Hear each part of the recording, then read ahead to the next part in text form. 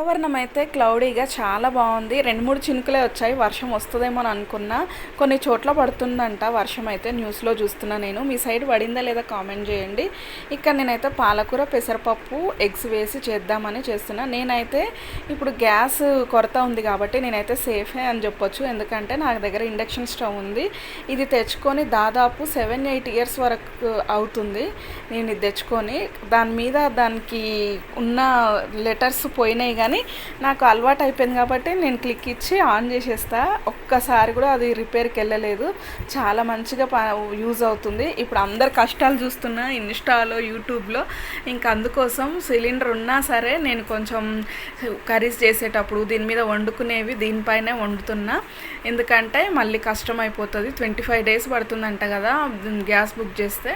పెసరపప్పు, పాలకూర అయితే మంచిగా ఉల్లిపాయలు, టమాటాలు, పచ్చిమిర్చి అన్ని పోపులో వేసేసుకొని పాలకూర యాడ్ చేసేటప్పుడే పెసరపప్పు యాడ్ చేసుకొని మంచిగా ఎగ్స్ అయితే ముందుగానే బాయిల్ చేసి పెట్టుకొని కొంచెం జీలకర్ర, ధనియా పౌడర్ వేసి వండుకుంటే చాలా బాగుంటుంది.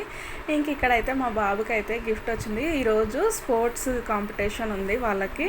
అయితే ఇప్పుడు వచ్చిండనమాట. ఫుల్ టైర్డ్ అయిపోయి వచ్చిండు. మా బాబు కోసం మంచిగా టేస్టీగా ఉండాలని పాలకూర, ఎగ్స్ బాయిల్ చేసి ఆ కర్రీ అయితే చేసి చపాతీ కాంబినేషన్తో చాలా బాగుంటుంది ఈ కర్రీ.